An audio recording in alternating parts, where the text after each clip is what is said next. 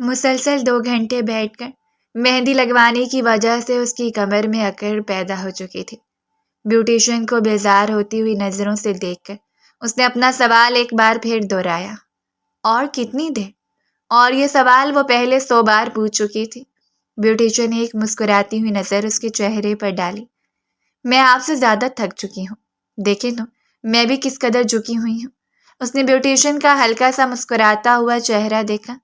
سو تو ہے، لوگ اپنی فکر کر لیتے ہیں، دوسروں کی نہیں۔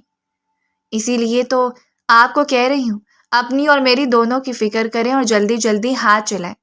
اور بیوٹیشین نے آخری پھول بناتے ہوئے اس کی انگلیوں پر خوبصورت ڈیزائن بنانے شروع کر دیے۔ تقریباً آدھے گھنٹے کے بعد بیوٹیشین نے اس کی جان چھوڑی تھی اور اس نے سکھ کی سانس خارج کی۔ بیوٹیشین اسے خدا حافظ کہتے ہوئے کمرے سے باہر نکل گئی اور وہ باقاعدہ پاؤں پھیلا کر ہاتھ سائڈ پر کرتے ہوئے لیٹ گئی۔ سارا کمرے میں داخل ہوئی تو اسے ان نظروں سے دیکھا تھا جیسے کچا چبا جائے گی۔ سیدھی ہو کر بیٹھو جب تک کہ یہ خشک نہیں ہو جاتی، اس کے بعد لیٹ جانا، 1 گھنٹے میں مر نہیں رہی تم۔ اور اس نے دکھ سے سارا کو دیکھا تھا۔ تمہیں شرم نہیں آ رہی؟ کل میں دلہن بن کر یہاں سے چلی جاؤں گی، تم مجھے ڈانٹ رہی ہو؟ ابھی 2 گھنٹے پہلے تمہارے بہنوئی کے پہلو میں بیٹھ کر رسم کروائی ہے۔ ان کے ڈر کی وجہ سے سانس اٹکی ہوئی تھی اور اب تم آرام نہیں کرنے دے رہی۔ وہ منہ بسوڑتے ہوئے شکوہ کر گئی اور سارا اس کے چہرے کو دیکھ کر مسکراتی۔ یہ تو سچ تھا کہ وہ کل فرید کے سنگ رخصت ہو کر اس گھر سے جا رہی تھی، لیکن اس وقت وہ اس کی ایموشنل بلیک میلنگ میں نہیں آ سکتی تھی۔ میں آدھے گھنٹے کے لیے جا رہی ہوں اور واپس آ کر سونا ہے۔ اس سے پہلے اپنی مہندی کو خشک کر لو، اور ایک بھی ڈیزائن اگر خراب ہوا تو تم جانتی ہو مجھ سے برا کوئی نہیں ہوگا۔ دوسرے گھر میں رخصت ہو کے جانے والی بلیک میلنگ بعد میں ایک ہی دیوار ہے، روز پھلانگ کر آ جانا۔ سارا نے ایک مسکراتی ہوئی نظر اس کے چہرے پر ڈالی اور دوبارہ کمرے سے باہر نکل گئی، جبکہ وہ سیدھی ہوتے ہوئے موبائل کھول کر دیکھنے لگی۔ حیرت سے اس کی آنکھیں مزید پھیل گئیں۔ تقریباً آدھا گھنٹہ پہلے فرید کا میسج اسے مل چکا تھا، لیکن شاید مصروفیت کی وجہ سے اس نے زیادہ غور نہیں کیا، اور اب اسے یقین تھا کہ وہ ناراض ہو چکے ہوں گے۔ اس نے فوراً فرید کے نمبر پر کال کی اور حسب معمول فرید نے کال اٹینڈ نہیں کی۔ دوسری بار اور تیسری بار اس نے کال اٹینڈ کر لی تھی۔ I am so sorry Farid, میں بہت بزی تھی مہندی لگوانے میں اور مجھے خیال ہی نہیں رہا۔ اس نے فوراً معذرت کر لی تھی، وہ سب کچھ افورڈ کر سکتی تھی، لیکن فرید کی ناراضگی نہیں۔ ہاں، اب تمہیں ہمارے لیے فرصت کہاں ہوگی؟ فرید کا سنجیدہ سا لہجہ اس کے دل پر بجلی بن کر گرا۔ دل کی دھڑکن تیز ہوئی اور وہ بے اختیار بیڈ سے اتر آئی۔ یہ آپ کیسی باتیں کر رہے ہیں فرید؟ آپ جانتے ہیں کہ مجھے آپ کی فکر ساری دنیا سے زیادہ ہے۔ بس اتنی سی بات پر بھی نمی اس کی آنکھوں میں چھلکنے لگی تھی۔ وہ بہت حساس اور نرم دل لڑکی تھی۔ کبھی بھی اسے گوارا نہیں تھا کہ فرید اس سے ناراض ہو جاتا، یا پھر بدگمانی کو وہ کبھی مول نہیں لے سکتی تھی۔ ٹھیک ہے، تم سے ناراض نہیں ہوتا، لیکن ایک شرط پر۔ وہ کچھ شوق سا ہوا۔ کون سی شرط؟ اس نے بے اختیار اپنے لبوں کو دانتوں میں دبا لیا۔ مجھ سے ملنے چھت پر آ جاؤ۔ اس کا لہجہ خمار میں ڈوبا ہوا تھا۔ بے اختیار دل کی دھڑکن تیز ہو گئی۔ سرخ رنگ اس کے چہرے پر بکھرتے چلے گئے تھے۔ یہ پہلی بار نہیں تھا جب فرید کے ساتھ اس کی ملاقات چھت پر ہو رہی تھی۔ دل کی بات کرنے کے لیے، اسے دیکھنے کے لیے اور اس کے ساتھ اچھا وقت گزارنے کے لیے وہ بے دھڑک چھت پر چلی جاتی، اور دوسری جانب سے فرید بھی آ جاتا اور وہ وہاں جی بھر کر اس سے باتیں کر لیا کرتی۔ وہ دونوں بچپن سے ایک دوسرے کے ساتھ منسوب تھے، اسی لیے گھر میں کسی کو بھی کوئی اعتراض نہیں تھا۔ حالانکہ فرید عمر میں اس سے بڑا تھا، لیکن پھر بھی ان دونوں کے درمیان اتنی گہری انڈرسٹینڈنگ پیدا ہو گئی، اور وہ تو فرید کے سنجیدہ مزاج کے باوجود اس کے پیار بھرپور ڈوبی ہوئی تھی، اس سے بے پناہ عشق کرنے والی لڑکی جو اس کے نام پر مر مٹنے کو تیار تھی۔ رسم کے دوران اتنا نہیں دیکھ پایا، فرصت سے دیکھ لینا چاہتا ہوں۔ چھت پر آ کر مل لو۔ فرید کی درخواست کا جیسے اسے پہلے ہی علم تھا، اس نے بے اختیاری بے چینی سے پہلو بدلا۔ فرید، ایک ہلکی سی سرگوشی، اور فرید اس سرگوشی پر جی جان سے نثار ہوا۔ پلیز جان فرید، صرف آخری بار، کل تو میں پورے حق سے اپنی آغوش میں سمیٹ لوں گا۔ اور یہیں پر اس کی بس ہو گئی تھی۔ اس نے فوراً کال کاٹ دی۔ اسے پتا تھا اب وہ شخص شروع ہو جائے گا اور پھر سارے ارادے اس کے سامنے بیان کر کے ہی دم لے گا۔ اور اسے اس کے منہ زور ارادوں سے ہی تو خوف آتا تھا۔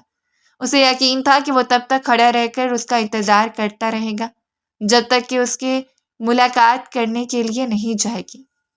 ابھی بھی ہلکا پھلکا میک اپ اس کے چہرے پر موجود تھا، بالوں میں کرل ڈالے ہوئے تھے اور کپڑے بھی اس نے ابھی تک وہی پہن رکھے تھے۔ سارا کمرے میں داخل ہوئی تو اس نے موبائل سارا کے حوالے کر دیا۔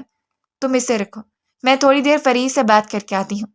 اور سارا حیرت سے اسے دیکھتی رہ گئی۔ پاگل ہو گئی ہو تم؟ گھر میں مہمانوں سے بھرا ہوا ہے، لوگ کیا سوچیں گے؟ آج رہنے دو، سارا بدمزہ ہوئی۔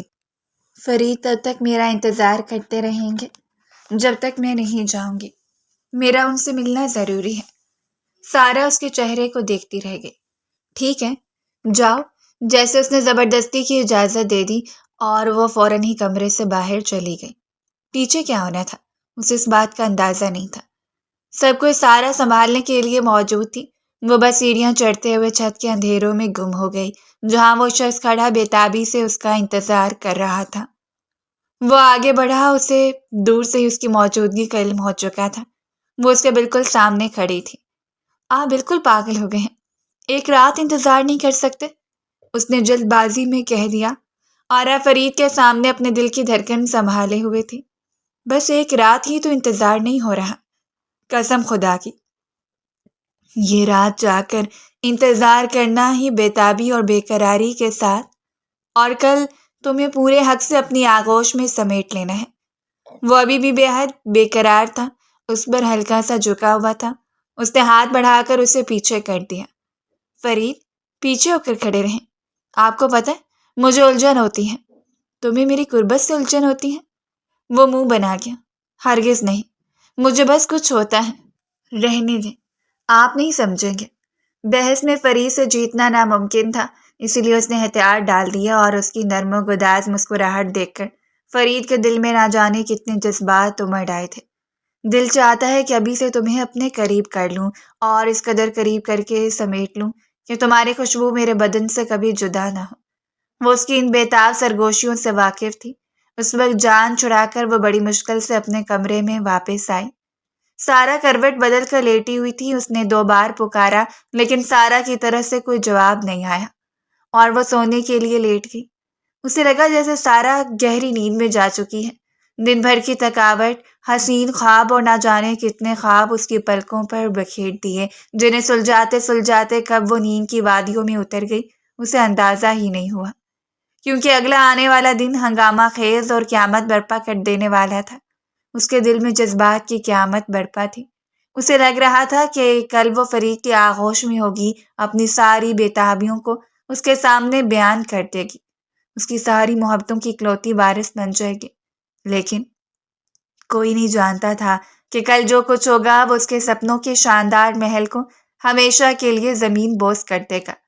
اور اگلی صبح ایسے ہی تھی، ہنگامہ خیز۔ صبح ہی بھگدڑ سی مچ گئی، سب لوگ مصروفیت کا شکار نظر آ رہے تھے اور اس کے دل پر انجانی سی بے چینی چھائی ہوئی تھی۔ وہ ہمیشہ کے لیے اس گھر سے دور جا رہی تھی جو کہ آسان نہیں تھا۔ یہاں سے سب کی بے پناہ محبت میسر تھی، وہ سب کی شہزادی تھی، اور سب سے بڑھ کر یہ کہ تایا ابو کی فیملی بھی اس پر جان نچھاور کرتی تھی۔ فرید ان کا بڑا بیٹا تھا اور وہ ان کی بڑی بہو، اور اس حوالے سے وہ لوگ بھی بہت ایکسائٹڈ تھے۔ بار بار اس کی پلکیں بھیگ رہی تھیں۔ بابا کے بغیر وہ کیسے دن گزارے گی؟ زاہد سے شرارتیں کرنا، اور سارا کے بغیر تو اس کا ایک پل نہیں گزرتا تھا۔ کجا کہ وہ مکمل طور پر اس سے دور ہو جائے گی۔ جہاں دل میں جانی سی خوشی بھی تھی قریب سے ملاقات کرنے کی، وہیں جان سے خدشات نے بھی گھیرا ہوا تھا۔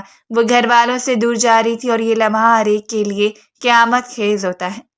سب نے مل کر اس کے موڈ کو بہلا ہی لیا۔ ویسے بھی آج اس کا خاص دن تھا اور کوئی نہیں چاہتا تھا کہ وہ بالکل بھی اداس ہو۔ سارا فنکشن لان میں ہی رکھا گیا تھا کیونکہ یہ کمبائن فنکشن تھا، اس لیے کسی نے بھی کوئی اچھے اضافی ارینجمنٹ نہیں کی تھی۔ تایا ابو اور بابا نے مل کر اپنی حیثیت کے مطابق سب کچھ ارینج کر لیا۔ یہ ظہر کی نماز کے بعد کا وقت تھا جب اسے سارا کمرے میں ہی عروسی لباس لے کر گئی۔ جلدی سے چینج کر لو اور کچھ ہی دیر تک بیوٹیشین آتی ہوگی، عصر سے پہلے نکاح ہوگا۔ ان لوگوں نے سب کچھ ایسے ہی طے کر رکھا تھا۔ اور ویسے بھی اس نے کون سا رخصت ہو کر دور جانا تھا؟ بس ایک ہی گھر کے 2 پورشن جہاں وہ ایک گھر سے ڈائریکٹ دوسرے گھر میں جا رہی تھی۔ اور اسی لباس پر ایک نظر ڈالتے ہوئے اس نے فرید کی پسند کو سراہا تھا۔ یہاں موجود ہر ایک چیز اس کی پسند سے خریدی ہوئی تھی۔ انڈین طرز کی کرتی جس سے پشت سے ڈوریوں کی مدد سے ایک دوسرے سے منسلک کر رکھا تھا، یہ فرید کی پسند کا ڈریس تھا۔ اس نے خود ہی اپنی پسند سے ہر چیز اس کے لیے منتخب کی تھی اور اس پر تو لازم تھا فرید کے من پسند رنگوں میں خود کو ڈھال لینا، اور اس بار بھی ایسا ہی ہوا۔ ان ڈوریوں میں الجھتی ہوئی وہ سارا کا انتظار کر رہی تھی، جسے بہن کے اتنے خاص دن پر بھی اپنے دوستوں سے فرصت نہیں تھی۔ اس کی یونی کے دوست اس کی انویٹیشن پر آئے ہوئے تھے اور وہ ہمہ وقت ان میں الجھی ہوئی تھی۔ آئینے کے سامنے کھڑی ہو کر وہ مسلسل کوشش کرتی رہی، لیکن اس کی کوشش ناکام جا رہی تھی۔ آج تک اس نے ایسا ڈریس نہیں پہنا تھا، ایک تو ہیوی اور اوپر سے یہ ڈوریاں جو اسے بالکل ہی الجھن میں ڈال رہی تھیں۔ مسلسل ان کے ساتھ چھیڑخانی کرتے جب وہ اکتا گئی تو بیڈ پر بیٹھ گئی۔ سب لوگ اسے اچانک چھوڑ کر آخر کہاں چلے گئے تھے؟ باقی سب تو کمپلیٹ تھا، بس یہ ڈوریاں جن کی الجھن اسے غصے کا شکار کر رہی تھیں۔ ایک بار پھر اٹھتی اس نے آئینے کی طرف پشت کی اور دیوار کی طرف منہ کر کے جھانکتی انہیں سلجھانے لگی۔ اچانک دروازہ کھلا اور دروازہ کھولنے کی آواز سے ہی پھٹ پڑی تھی۔ تمہیں شرم آنی چاہیے، بہن کے اتنے خاص دن پر بھی تم اپنے آوارہ لفنگی دوستوں میں بزی ہو۔ جلدی آؤ میرے پاس اور ان ڈوریوں کو باندھ دو۔ دروازے کی جانب پشت کیے وہ سخت آواز میں کہہ رہی تھی۔ اسے یقین تھا آنے والی سارا ہوگی، تبھی یوں بے دھڑک اس کے کمرے میں چلی آئی، ورنہ کسی کو بھی یہاں بغیر دستک آنے کی اجازت نہیں تھی۔ اور آنے والا وجود اندر کا منظر دیکھ کر تھم سا گیا۔ پہلے اس کا سر بھاری ہو رہا تھا، آنکھیں بمشکل کھل رہی تھیں، اور اوپر سے گھبراہٹ میں یہ سامنے والے منظر نے تو اس کے قدم ہی جما دیے۔ وہ دنگ رہ گیا۔ اسے اندازہ نہیں تھا کہ سامنے کھڑی لڑکی اسے اپنی جانب بلا رہی ہے۔ یہ کس قدر غلط فہمی کا شکار ہے۔ اس نے 2 قدم آگے بڑھائے، اپنی سرخ آنکھوں کو اس کی کمر پر گاڑ دیا۔ خوبصورت تراشیدہ کمر، پشت پر بکھرے ہوئے بال، مہندی لگے ہاتھ، فضو خیز ماحول اور چوڑیوں کی کھنکھن صرف ایک پل لگا اسے بہک جانے میں۔ ایک مہر اسے بہکا دینے والے ماحول نے اچھا خاصا کردار ادا کیا تھا اور وہ اندر چلا آیا۔ جلدی آؤ، اب کیا وہیں کھڑی کھڑی تماشا دیکھتی رہو گی؟ جلدی آؤ اور ان ڈوریوں کو باندھ دو۔ اس بار اس نے مزید غصے سے کہا تھا۔ وہ 2 قدم اس کے قریب ہو گیا۔ یہ دماغ پر چھائے ہوئے خمار کا اثر تھا یا سامنے کھڑی حسن کی مورت کا جلوہ کہ وہ ایک پرواہ کو پس پشت رکھتے ہوئے اس کی ڈوریوں میں ہاتھ الجھا چکا تھا، یہ سوچے بنا کہ یہ الجھے ہوئے ہاتھ کسی کی زندگی کو کتنا الجھا سکتے ہیں۔ اپنے بے پناہ قریب پرفیوم کی تیز خوشبو اور مردانہ انگلیوں کے لمس نے اسے ایک پل میں ہی وہیں ساکت کر دیا، اور اگلے ہی پل وہ سے پلٹی۔ سامنے کھڑی انجان شخص کی سرخ آنکھوں کو دیکھ کر وہ وہیں ساکت رہ گئی۔ جو ہوش کی دنیا میں آئینے کے بعد 2 قدم دور ہٹا، اور اسی وقت باہر سے کسی نے دروازہ لاک کر دیا۔ ان کے دل حلق میں اچھل کر آ گئے۔ ابھی بھی اس کا سر بری طرح چکرا رہا تھا۔ وہ حیرت زدہ تھا، اور پھر دستک کے ساتھ سارا کی چیختی ہوئی آواز، دروازہ کھولو، دروازہ کھولو، تم لوگ اندر کیا کر رہے ہو؟ وہ بے یقین رہ گئی۔ اسے تو اندازہ ہی نہیں ہوا تھا کہ اس کے سر پر کون سی قیامت ٹوٹ پڑی ہے۔ تمہاری بارات دروازے پر کھڑی ہے، دروازہ کھولو، یہ کیا پاگل پن ہے؟ سارا کی چیختی ہوئی آواز اسے ہوش کی دنیا میں واپس لے کر آئی، اور اس نے دروازے کے پاس جا کر دروازے کو پیٹنا شروع کر دیا تھا۔ دروازہ کھولو، سارا دروازہ باہر سے بند ہے۔ اس کی آنکھوں سے شدت سے آنسو بہہ رہے تھے، اور پاس کھڑا اجنبی تو جیسے حالات کو سمجھنے کی کوشش کر رہا تھا۔ جب اگلے ہی لمحے دروازہ زوردار طریقے سے کھلا، اور دروازے کے سامنے کھڑے ہوئے لوگوں کو دیکھ کر وہ حیرت زدہ رہ گئی۔ ماما، بابا، سارا چند مہمان، وہ سب لوگ اسے حیرت بھری نظروں سے دیکھ رہے تھے، اور وہ وہیں ساکت رہ گئی۔ سارا اندر داخل ہوئی تھی اور پھر اسے دھکیلتے ہوئے 2 قدم دور کر دیا۔ میں سوچ بھی نہیں سکتی تھی تم اتنے گھٹیا پن پر اتر آؤ گی۔ تم جانتی ہو کہ تم نے کتنی بڑی غلطی کر دی ہے؟ اسے سمجھنے کا موقع دیے بغیر جیسے سب کچھ ایک چال بازی سے باندھ دیا گیا، اور وہ بس حیران و پریشان کھڑی اس اجنبی کے جھانسے کو دیکھتے رہ گئی، جو خود بھی انجان نظروں سے سارے معاملے کو سمجھنے کی کوشش کر رہا تھا۔ اور زیان سارا نے دکھ سے اس کے چہرے کو دیکھا تھا۔ زیان، میں نے تمہیں یہاں پر اپنی بہن کی خوشیوں کے لیے بلایا تھا۔ تم لوگ ایک دوسرے کو جانتے ہو؟ ایک دوسرے کے ساتھ اس میں بدگمانیوں کا زہر پھیل چکا تھا یا پھیلایا جا رہا تھا۔ وہ دونوں اس بات سے انجان تھے، لیکن یہ بات سچ تھی کہ بدگمانیوں کے زہر نے جسم میں سرایت کر دی اور کسی مہلک بیماری کی طرح ان کی رگوں میں سرایت کرتا چلا جا رہا تھا۔ وقار صاحب نے 2 قدم آگے بڑھائے اور پھر دکھ سے اس کے چہرے کو دیکھا تھا۔ میں سوچ بھی نہیں سکتا تھا کہ تم… ارد گرد کھڑے ہوئے مہمان ان کے اپنے تو نہیں تھے نا؟ نہ جانے کتنے لوگ تھے جو ان کی خوشیوں سے حسد کا شکار تھے۔ نہ جانے کتنے لوگ تھے جنہوں نے یہ بات کسی چغل خور بلی کی طرح کان میں ڈال لی اور پھر چپکے سے وہاں سے کھسک گئے۔ بنا پوری بات سنے اس نے آؤ دیکھا نہ تاؤ چپ چاپ باپ کے قدموں میں بیٹھ گئی۔ بابا، میں قسم کھا کر کہتی ہوں، میں اس شخص کو نہیں جانتی۔ یہ اندر کیسے داخل ہوا، کیسے میرے قریب آیا، میں کچھ بھی نہیں جانتی۔ اس کا بکھرا بکھرا وجود، اس کے کپکپاتے ہوئے لب عجیب ہی کہانی سنا رہے تھے اور دوسرے لمحے یہ خبر سب لوگوں میں پھیل چکی تھی۔ صرف چند ایک لوگوں میں نہیں بلکہ جنگل کی آگ کی طرح ہر ایک میں پھیل گئی۔ کسی نے بھی اس کی بات کا یقین نہیں کیا اور نہ ہی کوئی یقین کر سکتا تھا۔ وہ شخص کی جانب بڑھی اور اسے گریبان سے پکڑ کر جھنجھوڑ ڈالا تھا۔ کون ہو تم؟ اندر کیسے آئے ہو؟ اور خدا کے لیے بابا کو بتاؤ کہ میں تمہیں نہیں جانتی ہوں۔ اس نے زیان شاہ کو جھنجھوڑتے ہوئے کہہ دیا تھا اور زیان 2 قدم اس کے قریب ہوا۔ میں نہیں جانتا۔ اس کے وہ کسی چیز کے زیر اثر بات کر رہا ہو، اسے اپنا سر گھومتا ہوا بھاری محسوس ہو رہا تھا اور پھر یہ اچانک آ پڑنے والی مصیبت نے اسے بھی گھیر لیا، جیسے بولنے سمجھنے کی ساری حصیں ساکت ہو گئی۔ اس نے سیڑھیوں سے چڑھ کر اپنی جانب آتے ہوئے فرید خان کو دیکھا تھا۔ وہ بالکل اسی حلیے میں تھا جس میں وہ دیکھنا چاہتی تھی۔ اس کے ساتھ چل کر آتی ہوئی اس کی تائی کی آنکھوں سے نکلتی ہوئی زہر۔ دیکھ لیا تم نے اپنی محبت کا انجام؟ محبت کا بہت بڑا بھوت سوار تھا تم پر۔ میں تمہیں کہتی تھی کہ لڑکی کسی کی بھی نہیں ہے۔ جو تمہارے ساتھ رنگ رلیاں منا سکتی ہے وہ کسی کے ساتھ بھی منا سکتی ہوگی۔ اور وہ وہیں دیوار کے ساتھ بیٹھتی چلی گئی۔ اس نے ہاتھ جوڑ لیے۔ میں خدا کی قسم کھا کر کہتی ہوں، میں اس شخص کو نہیں جانتی۔ اسے اکھڑ گئی۔ میرا دوست ہے۔ میں نے تمہارے ساتھ اسے متعارف کروایا، لیکن اس کا مطلب یہ نہیں کہ تم اس کے ساتھ رشتے ناطے بڑھا لو۔ تم تو فرید سے محبت کرتی تھی، اس کے ہونے جا رہی تھی، اور اب تم نے پوری کہانی کا پانسا ہی پلٹ دیا۔ کہانی اس کی جانب سے پلٹ دی گئی یا کہانی اس کے خلاف بنائی جا رہی تھی، وہ اس بات کو تو نہیں جانتی تھی۔ محسوس کے لیے قیامت خیز مرحلہ یہ تھا کہ اس نے فرید کی آنکھوں میں اترتے بدگمانی کو دیکھا تھا، اور یہ سب سے زیادہ خطرناک تھا۔ اور وہ فرید کی آنکھوں میں دیکھتی رہ گئی جس نے سر سے کلا اتار دیا تھا، اور وہ اس کے سامنے اس کا من پسند شخص اسے دستبردار ہو رہا تھا۔ میں کبھی نہیں سوچ سکتا تھا کہ تم کسی اور کے ساتھ… دانستہ طور پر اپنی بات کو ادھورا چھوڑ کر وہ اس پر طنز کے وہ تیر چلا گیا کہ وہ چھلنی ہو کر رہ گئے، اور وقار صاحب تو پہلے ہی اس سے بدگمان کہہ رہے تھے۔ تم میری بیٹی نہیں ہو سکتی۔ تمہارا میرے گھر میں عمل دخل اب ممکن نہیں ہے۔ میں تمہارا ابھی اور اسی وقت اس شخص سے نکاح کروں گا اور یہ تمہیں لے کر یہاں سے چلا جائے گا، اور آج کے بعد مجھے اپنی شکل نہ دکھانا۔ وہ کونوں پر ہاتھ رکھ کر چیخ پڑی، جبکہ وہ شخص سر گرائے وہیں بیڈ پر بیٹھا تھا۔ نہ کوئی سوال، نہ جواب، نہ اپنی صفائی میں کچھ کہا، بس ایک چپ سادھ لی، اور اس کی چپ نے اسے مزید مشکوک بنا دیا تھا۔ وہ سوچ بھی نہیں سکتی تھی یہ انجان شخص اس کی زندگی پر مسلط ہو کر اسے ان بےتابیوں سے دوچار کر دے گا جن کے بارے میں اس نے کبھی سوچا بھی نہیں تھا۔ اس نے فرید کو یقین دلانے کی کوشش کی، اس نے محبت کی قسم کھا لی، گزشتہ لمحات کے بارے میں اسے یاد دہانی کروائی، لیکن وہ منہ پھیر کر کھڑا رہا۔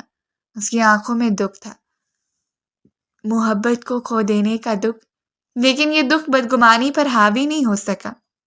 کاش وہ اس کی ایک بار بات سن لیتا، یا پھر وہ شخص اپنی زبان سے کہہ دیتا کہ وہ اسے نہیں جانتا، وہ اس کے متعلق کچھ نہیں جانتا، بس ایک بات، گمانی ایک شاخ بیج، اور کچھ نہیں۔ یا شاید وہ بھی بے بس و مجبور ہو چکا تھا، یا پھر اس نے اپنی غلطی مان لی اور اس غلطی نے اسے خاموش کروا دیا۔ جو بھی تھا، اس نے اپنے کانوں میں یہ زہر آلود الفاظ سنے، نیہا وقار، دختر وقار حسن، تمہارا نکاح باوض 1 لاکھ حق مہر زیان شاہ و سکندر شاہ سے پڑھایا جاتا ہے، کیا تمہیں نکاح قبول ہے؟ اور وہ سر جھکا کر روتی رہی۔ 1 بار 2 بار اور انکار کا کوئی راستہ نہیں تھا۔ سب نے اسے اپنے تعلقات ختم کر لیے تھے اور اس کے بعد کچھ بھی نہیں بچا تھا جس کی بنیاد پر وہ انکار کر دیتی۔ وہ سب کچھ روکنے کے لیے کہہ دیتی۔ بس اس کی آنکھوں میں ایک التجا تھی، لیکن اس التجا پر کسی نے غور نہیں کیا۔ کامتے ہوئے ہاتھوں سے دستخط کرنے سے پہلے اس نے ایک نظر فرید کے چہرے کو دیکھا تھا جو اس پر ستم ڈھانے میں پیش پیش تھا۔ 1 بار میری بات تو سن لو، اس نے آخری بار دہرایا، لیکن انہوں نے فرید بس سرخ نظروں سے اس کا چہرہ دیکھتا رہا اور اس نے سر جھکا کر چپ چاپ اپنے کامتے ہوئے ہاتھوں سے اپنا نام لکھ دیا۔ اس نے اپنا نام نہیں، اپنی تقدیر اس شخص کے حوالے کر دی تھی جسے وہ ڈھنگ سے جانتی بھی نہیں تھی۔ اس کے ہاتھوں میں کسی اور شخص کی مہندی تھی اور اس مہندی کے رنگ پر کوئی اور شخص چھا گیا۔ قسمت اتنی جلدی کایا پلٹ سکتی ہے، اسے کبھی یقین نہیں آ سکتا تھا۔ وقار صاحب نے وہ سوٹ کیس اس کے حوالے کرتے حکم بھی صادر کر دیا کہ آج کے بعد وہ اس دہلیز پر نظر نہ آئے۔ ان کے لیے وہ مر گئی اور اس کے لیے حکم کسی قیامت خیز مرحلے سے کم نہ تھا۔ جیسے سور اسرافیل اس کے کانوں میں پھونکتے ہوئے اسے اطلاع دی جائے کہ فیصلے کا وقت آ چکا ہے، اور وہ چپ چاپ آ کر کٹہرے میں کھڑی ہو جائے، اور وہ بے جرم و بے قصور لڑکی کٹہرے میں کھڑی ہو کر سزا کی دعوے دار بن جائے۔ وہ شخص پورے حق سے اس کا ہاتھ پکڑ کر اسے باہر لے آیا۔ نہ ان کے دونوں کے درمیان ایک انجان سا رشتہ بن چکا تھا، اور اب اس رشتے کو کسی نہ کسی طرح سے نبھانا تھا۔ وہ اسے لے کر گاڑی میں آ گیا۔ گاڑی میں اسے بٹھاتے ہوئے خود دوسری جانب آ کر بیٹھا تھا، لیکن اس میں اتنی ہمت نہیں تھی کہ گاڑی ڈرائیو کرتا۔ اس نے موبائل نکالا اور کسی کا نمبر ڈائل کیا تھا۔ فوراً یہاں پہنچا اور ڈرائیور کو ساتھ لیتے آنا، اور پھر موبائل آف کر کے گود میں رکھ لیا۔ وہ ابھی بھی اپنے سر کو گرا کر اپنے ہاتھوں میں تھام کر بیٹھا تھا، اور نیہا بس سر جھکائے رو رہی تھی۔ وہ کیسے بھول سکتی تھی فرید کی محبت جسے وہ بچپن سے اپنے سینے میں پالتی چلی آ رہی تھی؟ وہ بھلا کیسے بھول سکتی تھی اس شخص کی بے پناہ چاہتوں کو جس پر وہ اکلوتی حقدار تھی؟ لیکن شاید وہ نہیں جانتی تھی کہ اس کی قسمت بھی مکمل طور پر بدل گئی ہے۔ اس کے جاتے ہی وقار صاحب نے سارا کو فرید کے سامنے پیش کر دیا، اور سارا نے جب چپ چاپ رضامندی دے دی جیسے وہ سب کی منتظر ہو۔ فرید کے علاوہ اس کے پاس بڑا اور کیا راستہ ہو سکتا تھا؟ آئے ہوئے لوگوں کی زبان بند کرنا تھی، ورنہ پھر پلٹ کر اس دروازے پر اور کوئی نہیں آتا، اور فرید چپ چاپ بیٹھ گیا۔ قاضی نے نکاح شروع کیا اور سارا وقار اس کے نکاح میں آ گئی۔ حالانکہ یہ حق نیہا کا تھا، لیکن نیہا سے تو سارے حق چھین لیے گئے تھے۔ کچھ ہی دیر کے بعد شہراز نامی شخص گاڑی لے کر آیا، ڈرائیور بھی اس کے ساتھ ہی تھا۔ زیان نے سارا معاملہ اس کے سامنے رکھ دیا، اور وہ بھی فکر مند نظر آ رہا تھا۔ تم ایسا کرو کہ میرے گھر آ جاؤ، چند دن میرے گھر رکو، اور اس کے بعد ہی انکل کو بتانا، کیونکہ تم جانتے ہو کہ ان کا رد عمل کس قدر شدید ہو سکتا ہے۔ لیکن زیان کے لیے ہر صورت یہ سب کچھ برداشت کرنا ضروری تھا۔ نہیں، ڈرائیور سے کہو کہ ہمیں حویلی پہنچا دے، میں اس وقت اس کنڈیشن میں نہیں ہوں کہ گاڑی ڈرائیو کر سکوں۔ جو بھی تھا، لیکن وہ اس وقت خود معاملے کی تہہ تک نہیں پہنچ پا رہا تھا۔ شہراز نے لاکھ کوشش کی، لیکن وہ راضی نہیں ہوا، اور گاڑی سکندر ولا کی طرف موڑ دی گئی۔ وہ لوگ شاہ حویلی آ رہے تھے، جہاں کبھی بھی اس کا پرپاک طریقے سے استقبال نہیں ہو سکتا تھا، جہاں کبھی بھی اسے خیر مقدم نہیں کہا جا سکتا تھا، کیونکہ آج تک کبھی ایسا نہیں ہوا کہ شاہ خاندان میں کسی غیر لڑکی کو بیاہ کر لایا جائے، یا پھر کوئی بھی باہر سے آئی ہوئی لڑکی سیدزادوں کی بیوی کی مسند پر فائز ہو جائے۔ وہ اکلوتی لڑکی تھی جسے یہ حق حاصل ہوا۔ گاڑی شاہ حویلی کے سامنے رکی تو وہ باہر نکلا، جبکہ وہ ایسے ہی سر گرائے رو رہی تھی جیسے اب رونا اس کے مقدر میں لکھا جا چکا ہو، اور اب اس نے مسلسل اور متواتر آنسو بہاتے ہوئے ان کے علاوہ کوئی چارہ نہیں تھا۔ وہ ابھی بھی دلہن کے لباس میں تھی، میکر سے آری چہرہ جو گہرے صدمے میں ڈوبا ہوا تھا۔ گاڑی کا دروازہ کھول کر زیان نے اس کا ہاتھ تھاما۔ اس نے کسمساتے ہوئے لاکھ اپنا ہاتھ چھڑوانے کی کوشش کی تھی، لیکن اس کی گرفت اتنی مضبوط تھی کہ وہ اس کی آہنی گرفت سے اپنا ہاتھ آزاد نہیں کروا پائی۔ اس نے بس نکاح نامے میں اس کا نام سنا تھا، زیان۔ اس کے علاوہ وہ اس کے فیملی بیک گراؤنڈ اس کے حوالے سے کچھ بھی نہیں جانتی تھی، اور حیرت زدہ کر دینے والی بات یہ تھی کہ وہ شخص اسے اپنی فیملی سے متعارف کروانے کے لیے لے کر جا رہا تھا۔ وہ اس کا ہاتھ تھامتے ہوئے گھر میں داخل ہوا اور لاؤنج میں بیٹھے ہوئے سبھی افراد کو جیسے سانپ سونگھ گیا۔ وہ اس کے ساتھ کھڑی تھی، اس کے پہلو میں کھڑی تھی، دلہن کے لباس میں، اور زیان نے اس کا ہاتھ تھام رکھا تھا۔ سامنے ہی بڑی نشست میں سکندر شاہ اپنے پورے کے ساتھ براجمان تھا، ان کے ساتھ زیبا بیگم اور گھر کے باقی سب افراد بھی، جبکہ وہ بے دھڑک سب کے سامنے کھڑا تھا، جیسے آج نہیں تو کبھی نہیں۔ جو کچھ بھی ہوا، جس سازش کے تحت ہوا، لیکن اسے اندازہ تھا کہ اس کے علاوہ اس لڑکی کا اور کوئی نہیں ہے، اور اگر آج وہ اس کے پہلو سے ہٹ جائے تو شاید وہ زندہ رہنے کے بھی قابل نہیں رہے گی۔ یہ کسی اٹھا کر لے آئے ہو تم؟ زیان سکندر شاہ نے سب سے پہلے اپنی خاموشی کو توڑا تھا۔ ان کی آنکھیں سرخ تھیں اور بڑی شدت سے زیان کی آنکھوں پر جمی ہوئی تھیں۔ اس نے خاموشی سے سر جھکا لیا۔ بابا، یہ میری بیوی ہے، نیہا زیان شاہ۔ جتنے آرام سے، جتنی آسانی سے، جتنے اطمینان کے ساتھ اس نے یہ الفاظ دہرائے تھے، سامنے والوں نے اتنے اطمینان کے ساتھ نہیں سنا تھا۔ ان کے سروں پر تو گویا کوئی بم انڈیل دیا گیا، یا پھر کوئی سیسا تھا جن کے کانوں میں انڈیل کر انہیں وہیں ساکت ہونے پر مجبور کر دیا گیا۔ یہ تم کیا کہہ رہے ہو برخودار؟ تم جانتے ہو سکندر شاہ کی سخت دھار حویلی کے در و دیوار کو ہلا کر رکھنے میں کامیاب ہو گئی، جبکہ وہ بری طرح رو رہی تھی، ابھی بھی سر جھکائے رو رہی تھی۔ وہ اتنی ذہنی اذیت کا شکار تھی کہ اس وقت یہ سب کچھ اس کے لیے ناقابل برداشت تھا۔ یہ میری بیوی ہے، میں اسے نکاح کر چکا ہوں۔ کیسے؟ کس طرح؟ کیوں؟ میں یہ بتانا ضروری نہیں سمجھتا، بس آپ سب گھر والوں کو جان لینا چاہیے کہ یہ آج کے بعد مسز زیان شاہ کی حیثیت سے یہاں رہے گی۔ جتنی حیثیت میری ہے اتنی ہی اس کی ہوگی۔ اور سکندر شاہ دھاڑتے ہوئے اس کی جانب بڑھے تھے۔ ایک سناٹے دار تھپڑ کی گونج اور زیان کا سرخ چہرہ، سب لوگوں نے دہلتے ہوئے دل کے ساتھ اپنے منہ پر ہاتھ رکھ لیے، جیسے کسی کو بھی یقین نہ ہو سکندر شاہ اپنے لاڈلے بیٹے پر ہاتھ اٹھائیں گے، جبکہ وہ لڑکی جو چلتے ہوئے 2 قدم دور ہوئی تھی، خوف کی وجہ سے آنکھیں بند کیے فرش پر گرتی چلی گئی۔ اس سے پہلے کہ وہ ہوش و حواس سے بیگانہ ہو کر زمین بوس ہو جاتی، زیان اس کی جانب مڑا اور اسے سنبھالتے ہوئے اپنی باہوں میں بھر لیا۔ آنکھیں کھولو نیہا۔ وہ مسلسل اس کے گال تپتپا رہا تھا، حالانکہ اس کا اپنا سر بھی اس وقت اتنی شدت کے ساتھ دکھ رہا تھا کہ اسے ارد گرد کسی کی بھی کوئی پرواہ نہیں تھی۔ اسے جھکتے ہوئے نیہا کو بازوؤں میں اٹھا لیا، کسی کی بھی پرواہ کیے بغیر وہ اسے اٹھاتے ہوئے اپنے کمرے کی جانب بڑھ گیا اور اندر لے جا کر اسے اپنے بیڈ پر لٹا دیا تھا۔ اس کے منہ پر پانی کے چھینٹے مارے اور فوراً ڈاکٹر کو کال کر دی، جبکہ نیچے کھڑے لوگ تو اس قیامت خیز منظر کو ہی دیکھتے رہ گئے۔ حویلی کا ماحول بہت سخت تھا۔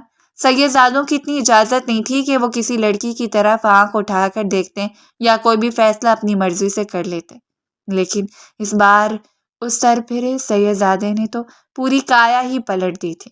اپنے باپ کے سامنے اس نے ہٹ درمی دکھا کر جیسے ایک نیا راستہ دکھا دیا تھا، ایک ایسا راستہ جو صرف بغاوت کی طرف جاتا تھا۔ وہ اپنی چچا زاد نور کے ساتھ منسوب تھا، اور نور یہ قیامت کے اس منظر دیکھ کر وہیں صوفے پر بیٹھتی چلی گئی۔ وہ بس سر جھکائے رو رہی تھی۔ جمال شاہ اپنی بیٹی کے دکھ پر آبدیدہ ہو کر بدگمانی بھری نظروں سے اپنے بھائی کو دیکھ رہے تھے۔ زیبا بیگم بس خاموشی سے سر جھکائے ہوئے تھی، اور باقی سب لوگوں کی نظروں میں بھی بے شمار سوالات تھے۔ کچھ سوالات ان کی تربیت پر اٹھ رہے تھے، کچھ سوالات نور کے مستقبل پر اٹھ رہے تھے، اور کچھ سوالات ایسے تھے جو بغاوت کی سزا پر اٹھ رہے تھے۔ ڈاکٹر نے اس کا چیک اپ کرنے کے بعد اسے بتایا کہ اس کا بلڈ پریشر کافی لو ہے، شاید وہ سٹریس میں ہے۔ انہوں نے کچھ دوا کے ساتھ ساتھ اچھی خزاں بھی تجویز کی اور پھر کمرے سے باہر چلے گئے، جبکہ وہ بےتابی سے ٹہلتے ہوئے اس لڑکی کو دیکھ رہا تھا جو ابھی تک گہری نیند میں سوئی ہوئی تھی۔ چہرے پر ایک سکون پھیلا ہوا تھا، وہ بھی اس کے قریب آ گیا۔ قسمت ایسے ان دونوں کو ایک ساتھ ملا دے گی، اس نے کبھی نہیں سوچا تھا۔ وہ وہاں صرف سارا کے بلانے پر گیا، اسے اندازہ نہیں تھا کہ آخر سازش کو بننے والا کون تھا، لیکن اسے یقین تھا کہ وہاں جو سازش بنی گئی اس کا اثر بہت دیر پا تھا، جس نے نہ جانے کتنے لوگوں کی زندگیوں کو تباہ و برباد کر دیا۔ وہ آج تک کسی عورت کے قریب نہیں آیا، اور نہ ہی اسے اتنی اجازت تھی کہ اپنی مرضی سے کسی بھی عورت کا انتخاب کر لیتا، لیکن سامنے لیٹی ہوئی لڑکی اب اس کے حق میں موجود بیوی تھی۔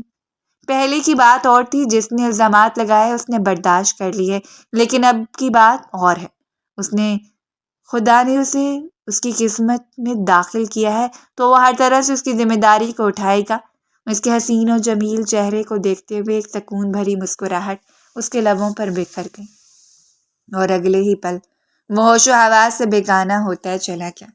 اس وقت سب سے پہلے پرسکون ہونا ضروری تھا۔ کون کیا کرنے والا تھا، کس نے کیا کیا، اور آنے والا وقت ان لوگوں کے ساتھ کیا کرے گا، یہ سب بعد کی باتیں تھیں، اور اسے وہ بعد میں ہی سلجھانے پر اہمیت دیتا تھا۔ نیند کی گہری وادی نے اسے اپنی آغوش میں لے لیا اور ایک سکون اس کے چہرے پر پھیلتا چلا گیا۔ فریدی کمرے میں داخل ہوا تو سامنے ہی سارا بیڈ پر بیٹھی تھی۔ کوئی دلہن کا روپ نہیں تھا، لیکن اس کے باوجود اس نے اچھا لباس پہن رکھا تھا، چہرے پر ہلکا پھلکا میک اپ، اور اس وقت وہ اپنی کلائی میں چوڑیاں سجا رہی تھی۔ فرید کمرے میں داخل ہوا تو اسے حیرت ہوئی۔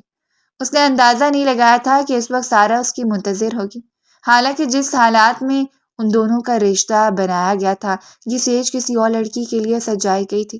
اس میں سارے خواب کسی اور کے تھے، اور وہ یہ خواب اتنی آسانی سے کسی اور کے نام منتقل نہیں کر سکتا تھا۔ دل میں ایک حشر برپا تھا کہ نیہا نے اس کے ساتھ غداری کی منافقت کی، لیکن پھر بھی وہ اس حالت میں نہیں تھا کہ سارا کو اپنا وجود سونپ دیتا، اور نہ ہی اسے اس بات پر یقین تھا کہ سارا اتنی آسانی سے اس رشتے کو تسلیم کر لے گی، کیونکہ وہ اچھی طرح جانتی تھی کہ فرید اور نیہا ایک دوسرے کے عشق میں اس قدر گرفتار تھے کہ کسی اور کی جگہ بن پانا اتنا آسان نہیں ہے۔ وہ اندر داخل ہوا اور سارا کے وجود پر ایک نظر ڈال کر گھڑی اتار کر سائڈ پر رکھتے ہوئے وارڈروب سے اپنے کپڑے نکال کر چینج کرنے کے لیے چلا گیا، جبکہ سارا بڑی باریک بینی سے اس کا مشاہدہ کر رہی تھی۔ شرٹ ٹراؤزر میں وہ باہر آیا تو سارا اس کے انتظار میں کھڑی تھی۔ وہ حیرت سے اسے دیکھتی رہ گئی۔ کیا ہوا؟ میری منہ دکھائی اور میرے ساتھ زندگی کا آغاز کیا؟ کچھ بھی نہیں، بس مغروری سے پشت دکھا کر پلٹ جانا ہے۔ آپ نے؟ وہ شکوہ کر رہی تھی، اور وہ حیرت سے سارا کے چہرے کو دیکھتا رہ گیا۔ مجھے اندازہ نہیں تھا کہ سب کو جاننے کے بعد بھی تم اس طرح کی ہٹ درمی دکھاؤ گی۔ وہ اسے شرم دلانا نہیں بھولا تھا۔ اس وقت اور زہر میں ڈوبا ہوا لہجہ تھا جو اس وقت سارا کو تیر کی طرح لگا۔ کیا مطلب ہے تمہارا؟ ایک ایسی لڑکی کا سوگ منانے کا ارادہ ہے جو تمہیں پل بھر میں کسی اور کے لیے چھوڑ کر چلی گئی؟ جانتے نہیں ہو زیان کو تم؟ میرا بہترین دوست ہے، اس کی شان و شوکت، اس کی گاڑی، اس کے بڑے گھر کے بڑے بڑے خواب کسی صورت بھی نیہا کو تمہارا نہیں ہونے دیں گے۔ وہ ساری باتیں، وہ عاشقی معشوقی، وہ سب کچھ بھول جاؤ تو بہتر ہے فرید۔ وہ عجیب لہجے میں بات کری تھی، حالانکہ فرید عمر میں اس سے بہت بڑا تھا، اور آج تک ان دونوں کے درمیان کبھی بے تکلفی سے بات نہیں ہوئی۔ ہاں، اگر نیہا کو کوئی پیغام دینا ہوتا تو فرید اسے کہہ دیتا بلا جھجک، اور اسے اندازہ بھی ہوتا کہ یہ پیغام نیہا تک پہنچ جائے گا۔ تم کیسی بات کر رہی ہو مجھ سے؟ آج کے بعد اس لہجے میں مجھ سے بات مت کرنا، اور خبردار ہمارے درمیان کبھی دوبارہ نیہا کا ذکر بھی آیا تو۔ اس نے انگلی اٹھا کر سارا کو وارننگ دے دی تھی، کیونکہ اس وقت اس کے سرخ چہرے سے ٹپکتا ہوا غصہ بھی سارا کو اندازہ لگوانے میں کامیاب ہو گیا تھا کہ وہ دوبارہ کبھی نیہا کا نام نہیں سننا چاہتا۔ اس نے آگے بڑھ کر فرید کے گلے میں اپنی باہیں ڈال دیں۔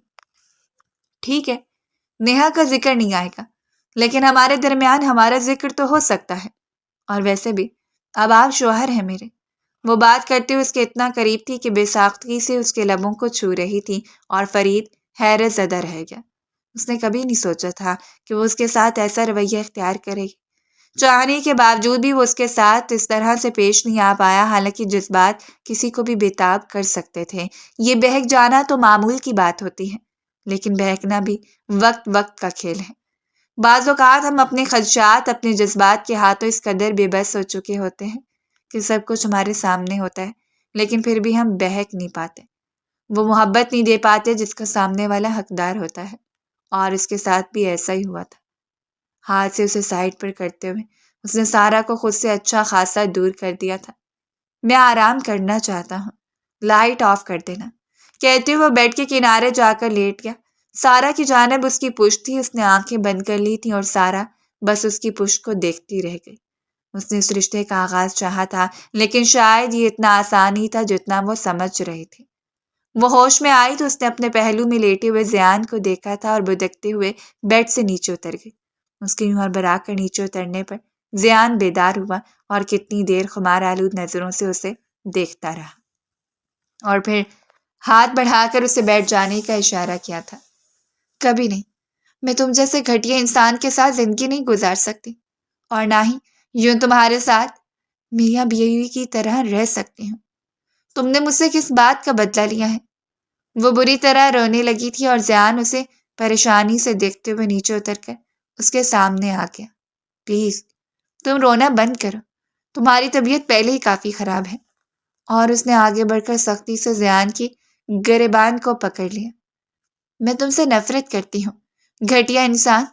میں تمہیں نہیں جانتی اور تم نے میری زندگی برباد کر دی۔ کیا تم نہیں جانتے تھے کہ میں فرید سے محبت کرتی ہوں؟ بے پناہ محبت کرتی ہوں میں فرید سے، اور تم درمیان میں آ گئے۔ آخر کون سی سازش رچائی ہے تم نے مجھ سے؟ کس بات کا بدلہ لیا ہے؟ وہ بری طرح رو رہی تھی۔ زیان نرمی سے اس کے دونوں ہاتھوں کو تھام لیا۔ میں نہیں جانتا یہ سازش کس کی بنائی گئی ہے۔ میں خود بھی تمہاری طرح، اور اس سے پہلے کہ اپنی بات مکمل کر لیتا، نیہا نے اسے خود سے دور دھکیل دیا تھا۔ جھوٹ، بالکل جھوٹ۔ اور ساتھ ہی اس نے پڑا ہوا واس اٹھا کر فرش پر دے مارا، جس کے کنکر بکھرتے چلے گئے۔ ایک کنکر کو اٹھا کر اس سختی سے اپنے بازو پر جما کر کھڑی تھی۔ میں اپنی جان لے لوں گی لیکن تمہارے قریب نہیں آؤں گی۔ تمہیں وہ سب کچھ حاصل نہیں کرنے دوں گی جس کی وجہ سے تم نے اتنی گھٹیا حرکت کی ہے۔ تم نے میری زندگی برباد کر دی۔ اور اس شخص کو اس وقت اپنی عزت کے ساتھ ساتھ اپنے گھر والوں کی بھی پرواہ تھی۔ وہ نہیں چاہتا تھا کہ اس کے گھر والوں تک بات پہنچے اور کسی بھی طرح وہ لوگ بات کا بتنگر بنا کر ان دونوں کی زندگی میں مزید مداخلت کر لیں۔ کمرہ ساؤنڈ پروف تھا، اس لیے آواز باہر نہیں گئی۔ اس نے آگے بڑھنا چاہا لیکن نیہا نے چیختے ہوئے اسے روک دیا۔ خبردار، اگر میرے قریب آنے کی کوشش بھی کی تو قسم کھاؤ کہ تم میری مرضی کے بغیر میرے قریب نہیں آؤ گے۔ اور زیان اسے حیرت سے دیکھتا رہ گیا۔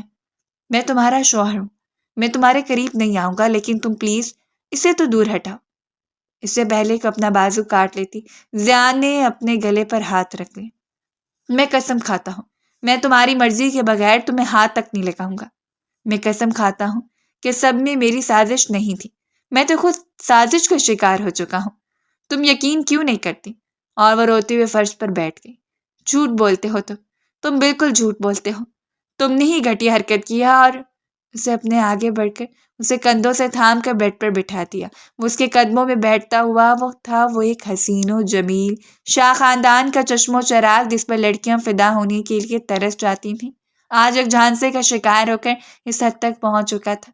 حالانکہ وہ خود یونیورسٹی کا اسٹوڈنٹ تھا، اس نے کبھی نہیں سوچا تھا کہ اس کی زندگی یہ موڑ لے گی۔ وہ وہاں سارا کے کہنے پر گیا تھا، سارا سے ہی ملاقات کی، سارا کے ساتھ کھایا پیا، اور اس کے بعد یہ سب کچھ ہو گیا جس کا اسے اندازہ نہیں تھا۔ وہ وہاں کس طرح پہنچا، کس طرح پہنچایا گیا اس کے کمرے میں جا کر، وہ سب کچھ بے اختیاری میں ہوا تھا، اس میں اس کا اختیار نہیں تھا۔ اور اس کے بعد وہ سازش، وہ تو خود یہ سوچ سوچ کر ہلکان تھا کہ آخر اسے کیوں نشانہ بنایا گیا ہے۔ لیکن اب جو کچھ ہو چکا تھا اسے تسلیم کرنا اس پر واجب تھا، کہ وہ جانتا تھا کہ نہیں، پیچھے کوئی بھی نہیں ہے جو اسے تسلیم کر لے گا۔ اگر اس کے گھر والوں نے اسے تسلیم کرنا ہوتا تو کبھی بھی اس کی ذات پر بہتان نہ لگاتا، اس نے بلکہ اس کا اعتبار کرتے، اور وہ شخص جس کے لیے وہ خود کو ہلکان کیے ہوئے تھی، اس شخص نے پل بھر میں پرایا کر دیا تھا، ساری محبتوں کو پس پش ڈال دیا۔ وہ اسے سمجھانے کے علاوہ کوشش کرتا رہا لیکن وہ ہتھے سے اکھڑ گئی۔ دور رہو تم مجھ سے، دور رہو میری ذات سے، میرے قریب بھی مت آنا کیونکہ میں تم سے نفرت کرتی ہوں۔ اور اس نیہا کی آنکھوں میں صرف اپنے لیے نفرت نظر آ رہی تھی۔ آگے کی زندگی کیا ہوگی، اس کے بارے میں کیا فیصلہ ہوگا، وہ نہیں جانتا تھا، لیکن اس وقت وہ اس بات پر ثابت قدم تھا کہ لڑکی اس کی بیوی نے اسے کڑے لفظوں میں کہہ دیا کہ وہ یا تو اسے ہر چیز سے بے دخل کر دیں گے یا پھر وہ دوسرا نکاح نور کے ساتھ کرے، کیونکہ وہ کبھی بھی اس بات کو برداشت نہیں کر سکتے کہ ان کی بھتیجی کے ساتھ ناانصافی ہو۔ ان کے بقول اس نے اپنی مرضی کی تھی، اپنی مرضی کی لڑکی کا انتخاب کیا، اور اب سکندر شاہ بھی حق رکھتے تھے کہ اپنی مرضی سے اس کا نکاح کروا لیتے، اور وہ بس سر جھکائے ان کے سامنے بیٹھا رہ گیا۔ اگر کوئی اور وقت ہوتا تو وہ چپ چاپ ان کے فیصلے کو تسلیم کر لیتا، لیکن یہ سراسر ناانصافی تھی، کیونکہ اسے لگتا تھا کہ میں خود بھی گنہگار نہیں ہونا چاہتا اور کسی کی زندگی بھی تباہ نہیں کر سکتا۔ جو کچھ میرے ساتھ ہوا ہے وہ ایک اتفاق ہے، میرا ذاتی فیصلہ نہیں، لیکن اس کے باوجود میں نور سے نکاح نہیں کروں گا۔ اس نے انکار کر دیا، اور سکندر شاہ نے اسے صاف لفظوں میں کہہ دیا کہ وہ شاہ حویلی کو چھوڑ کر چلا جائے، کیونکہ وہ کسی بغاوت میں اٹھے ہوئے سر کو اپنے سامنے جھکا ہوا بھی نہیں دیکھ سکتے۔ وہ نہیں چاہتے کہ اس کا اثر حویلی کے باقی نوجوان لڑکے اور لڑکیاں لیں، اس لیے اس کا یہاں سے چلے جانا ہی بہتر ہے۔ اس نے یہ فیصلہ سکندر شاہ کا وقت ہی غصے میں بھرا ہوا فیصلہ سمجھا تھا، لیکن اگلے دن ناشتے کی میز پر جب سکندر شاہ نے اسے ناشتہ دینے سے انکار کر دیا تو وہ بس اپنے باپ کے چہرے کو دیکھتا رہ گیا۔ نیہا کو وہ ساتھ ہی باہر لے کر آیا تھا اور اس کے پہلو میں ہی بیٹھی تھی۔ زیبا بیگم نے تڑپتے ہوئے مداخلت کرنا چاہی تھی۔ سکندر، یہ ہماری اولاد ہے، آپ ایسا کیسے کر سکتے ہیں؟ لیکن سکندر شاہ نے کھڑے کھڑے کہہ دیا کہ اس گھر میں یا تو وہ رہے گا یا پھر سکندر شاہ خود، اور فیصلہ ان کے ہاتھ میں ہے۔ اس روز وہ جب سے اپنی شال اپنے کندھوں پر پھیلاتے ہوئے صرف سید خاندان کا نام لے کر نکلا تھا، وہ نیہا کو ساتھ لے کر نکلا تھا، مضبوطی سے اس کا ہاتھ تھام کر، اور نیہا نے خاموشی اختیار کر لی۔ اتنے کڑے وقت میں بھی اس نے اس کا ساتھ نہیں چھوڑا تھا۔ اس روز اسے کرائے کے فلیٹ میں لے کر آیا۔ نیہا بس اس کے چہرے کو دیکھتی رہ گئی۔ آپ کہتے ہیں کہ یہ سب ایک سازش ہے، اس میں آپ کی رضامندی نہیں ہے، تو پھر مجھے چھوڑ کیوں نہیں دیتے؟ مجھے اپنے نام سے الگ کر دیں اور اپنے بابا کے ساتھ جا کر رہیں۔ میری وجہ سے آپ کیوں ذلیل و خوار ہوتے ہیں؟ وہ سر جھکا کر بات کر رہی تھی اور ذہن اس کے دلکش لبوں کو جھکتے ہوئے دیکھتا رہا، اور پھر نرمی سے جھک کر اس کے لبوں کو چھو لیا تھا۔ نیہا کی آنکھیں حیرت سے پھیل گئیں۔ آپ نے قسم کھائی تھی، اور ذہن کے چہرے پر ایک ہلکی سی مسکراہٹ بکھر گئی۔ میں تمہارے قریب نہیں آیا۔ وہ قسم دوسرے مطلب رکھتی تھی۔ بے باکی سے آنکھ دبا کر وہ اسے جنیب جانے پر مجبور کر گیا۔ یہ شخص کچھ اور تھا، جو مشکل سے مشکل وقت میں بھی نہیں گھبراتا تھا، اور اس کی خاموشی کو دیکھ کر اس نے نرمی سے نیہا کے ہاتھوں کو تھام لیا۔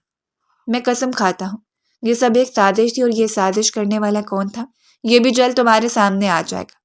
لیکن اب تمہارا نام میرے نام کے ساتھ منسلک ہے، ہم ایک جائز رشتے میں منسلک ہیں، اور یہ سب کچھ پروردگار کی رضامندی سے۔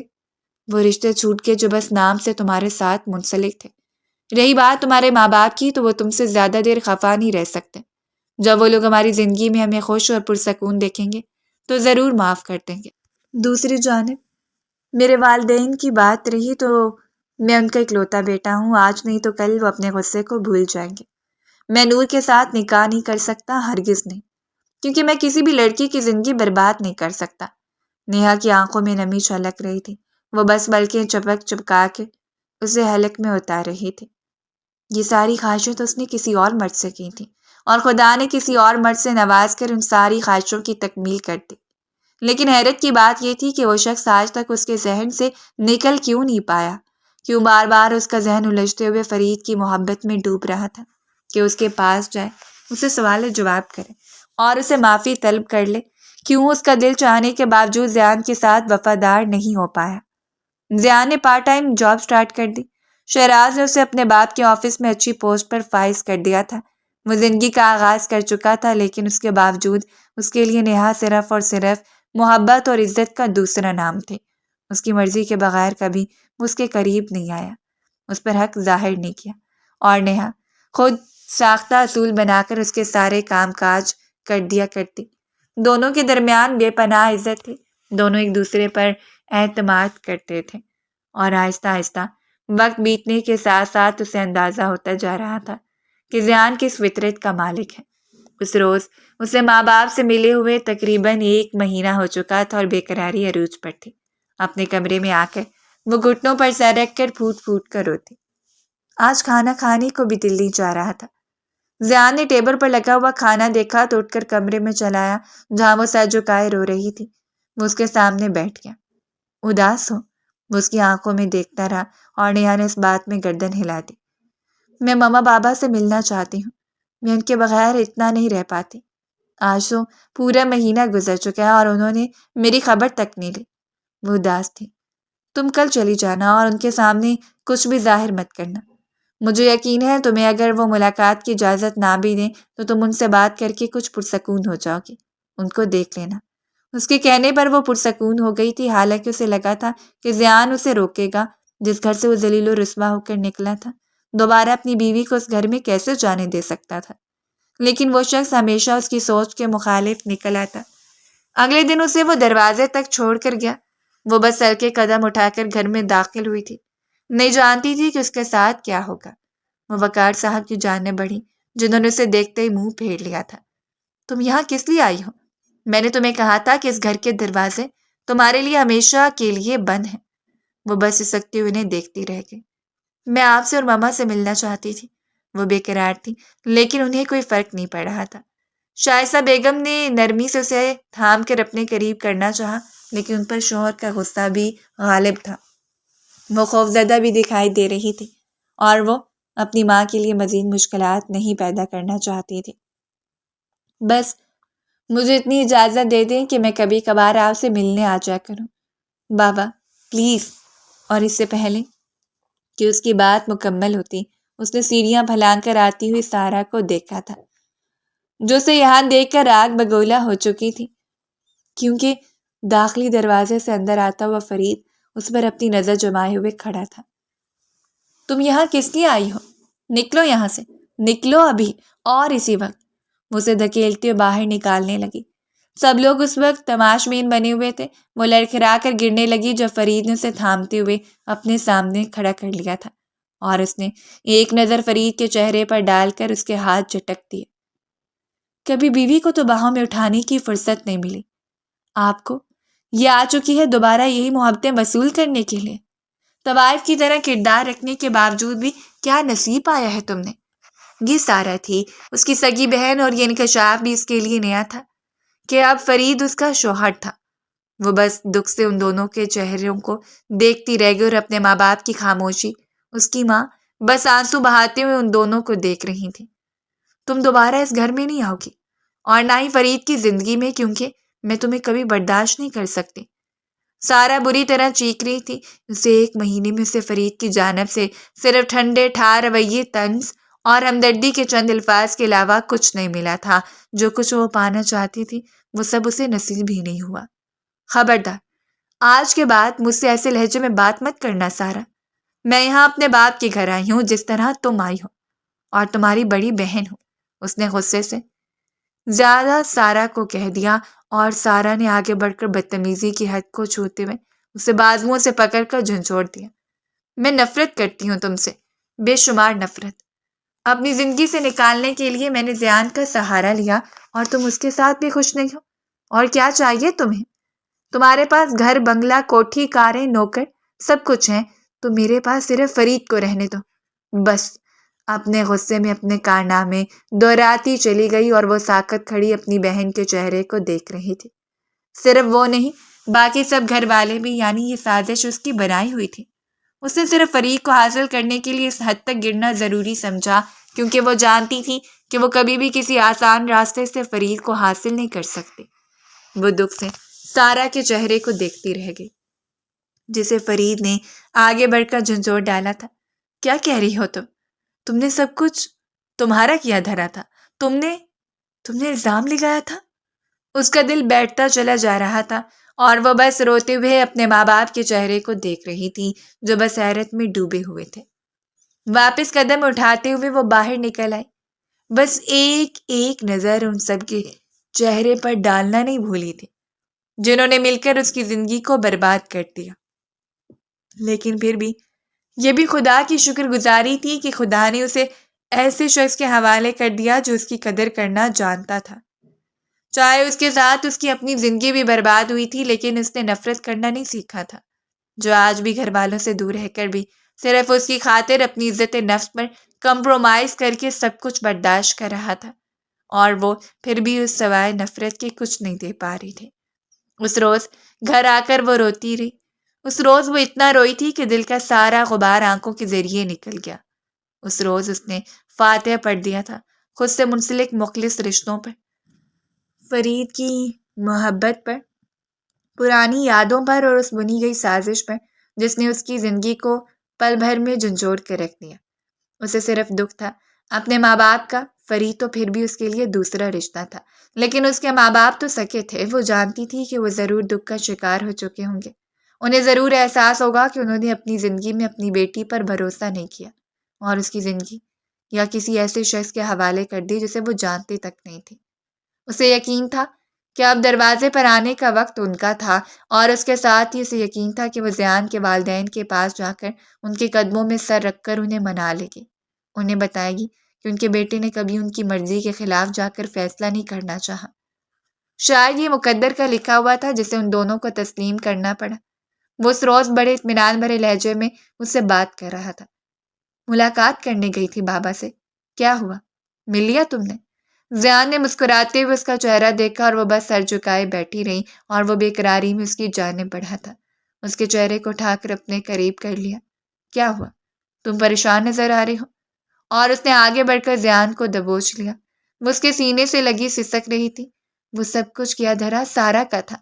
سارا نے فرید کو حاصل کرنے کے لیے سب کچھ کیا، اور زیان بس چپ چاپ کھڑا رہ گیا۔